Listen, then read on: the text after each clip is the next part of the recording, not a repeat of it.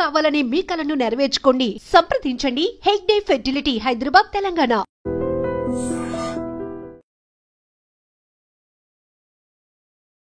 Big breaking అందుతోంది. హైదరాబాద్ శివార్లోని గాజుల రామారంలో ఘోర సంఘటన అయితే జరిగింది. అంటే ఇక్కడ కన్న తల్లే తన ఇద్దరి పిల్లల్ని కూడా చంపేసిన పరిస్థితి అయితే కనిపిస్తోంది. ఆ తర్వాత పిల్లలు చనిపోయిన వెంటనే తాను కూడా ఆత్మహత్య చేసుకుంది. ఈ ఘటనకు సంబంధించి పోలీసులు అయితే పూర్తిగా ఆరా తీస్తున్న పరిస్థితి అయితే కనిపిస్తోంది. ఒక రకంగా స్థానికంగా ఈ కేసు తీవ్ర కలకలం అయితే రేపింది. ఎందుకంటే ఆ తల్లి తన పిల్లలను ఎందుకు చంపాల్సి వచ్చింది, అసలు తానెందుకు చనిపోయింది అనేది కూడా పోలీసులు విచారణ చేస్తున్న పరిస్థితి అయితే కనిపిస్తోంది. ఇది ఎక్కడ అంటే గాజుల రామారంలో ఈ ఘటన జరిగింది. ఇద్దరి పిల్లలని కొడవలితో నరికి చంపేసింది తల్లి. మరి ఆ తర్వాత ఆ పిల్లలిద్దరు కూడా చనిపోయినరు అని నిర్ధారించుకున్న తర్వాతనే ఆమె కూడా భవనం పైనుంచి దూకి ఆత్మహత్య చేసుకుంది. సో ఈ ఘటనతో స్థానిక ప్రజలైతే పూర్తిగా ఒక్కసారిగా ఉలిక్కిపడినటువంటి పరిస్థితి. ఎందుకంటే రోజు ఆ మహిళను అట్లాగే వాళ్ళ పిల్లల్ని చూస్తూ ఉన్న పరిస్థితి. అట్లాగే అపార్ట్మెంట్స్ కాబట్టి ఈ అపార్ట్మెంట్లో కనీసం ఒక 20 నుంచి 30 ఫ్యామిలీస్ అయితే డెఫినెట్లీ ఉంటాయి. కాబట్టి ఒక్కసారిగా ఆమె ఉంటున్నటువంటి అపార్ట్మెంట్ పైనుంచి దూకేసింది. అట్లాగే దానికంటే ముందు వాళ్ళ పిల్లల్ని చంపేసినటువంటి సంఘటన ఇప్పుడు కలకలం అయితే క్రియేట్ అవుతోంది. అంటే అసలు ఈమె ఆత్మహత్య చేసుకోవడానికి కారణం ఏంటి, అట్లాగే తన ఇద్దరి పిల్లల్ని ఎందుకు చంపేసింది అనేది కూడా పూర్తిగా ఆరాధిస్తున్నారు. కానీ అక్కడ చుట్టుపక్కల వాళ్ళు చెప్పిన దాని ప్రకారం అయితే కుటుంబ కలహాలే దీనికి అంతటికీ కూడా కారణమని కూడా చెప్తున్నారు. తల్లి పేరు వచ్చేసి తేజస్విని, పిల్లల పేర్లు వచ్చేసి హర్షిత్ రెడ్డి కేవలం 11 సంవత్సరాలే, ఆశీష్ రెడ్డి ఇంకో కొడుకు కేవలం 9 సంవత్సరాలు మాత్రమే ఉన్నాయి.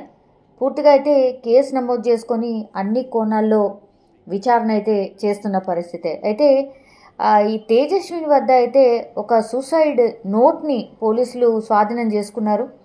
ఎందుకంటే అన్నిటికీ అంటే ఆత్మహత్య చేసుకుందామని ఆమె అనుకుంది, అట్లాగే పిల్లల్ని కూడా చంపేద్దామని డిసైడ్ అయింది. కాబట్టి ఆమె సూసైడ్ నోట్ని కూడా స్వాధీనం చేసుకున్నారు పోలీసులు. ఒక 6 పేజీల సూసైడ్ నోట్ అది.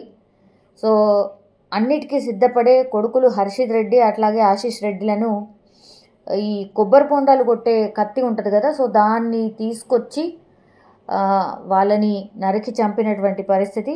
ఆ తర్వాత 5 ఫ్లోర్స్ ఉన్నటువంటి వాళ్ళు ఉండే అపార్ట్మెంట్ ఏదైతే ఉండదో అక్కడి నుంచి పైనుంచి దూకి సూసైడ్ చేసుకుంది. చిన్న కొడుకు ఆశీష్ రెడ్డి పూర్తిగా కొన ఊపిరితో ఉన్నట్టు చెప్తున్నారు. అయితే స్థానికంగా ఉన్నటువంటి ఆసుపత్రికి హుటాహుటిన తరలించే ప్రయత్నం చేశారు. కానీ ఆ లోపే పాపం చిన్న కొడుకు ఆశీష్ రెడ్డి కూడా అంటే హాస్పిటల్ వెళ్ళే లోపే చనిపోయినటువంటి పరిస్థితి కనిపిస్తోంది. సూసైడ్ లేక ఆధారంగానైతే కుటుంబ తగాదాలే ఈ ఘటనకు కారణమని పూర్తిగా ప్రాథమిక అంచనాకైతే వచ్చిన సిచ్యువేషన్ అయితే కనిపిస్తోంది. కానీ అత్యంత షాకింగ్ అండ్ విషాదకరమైనటువంటి ఘటనలు ఈ మధ్య కాలంలో మనం చూస్తున్న తరచుగా ఏంటంటే పిల్లల్ని చంపుతున్నారు సొంత తల్లిదండ్రులే.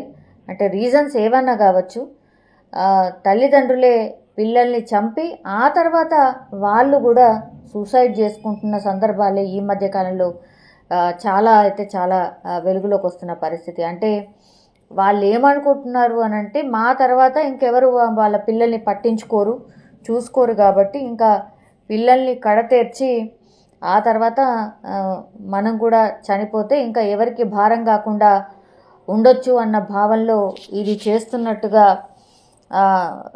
చాలామంది డాక్టర్స్ కూడా చెప్తున్న సిచ్యువేషన్ అయితే కనిపిస్తోంది. కానీ ఇట్లాంటి ఘటనలు నిజంగానే అత్యంత బాధాకరం. రీజన్స్ ఏవన్నా కావచ్చు కానీ ఇట్లా ప్రాణాలు తీసుకోవడం అసలు కరెక్ట్ కాదు అని చెప్తున్నారు.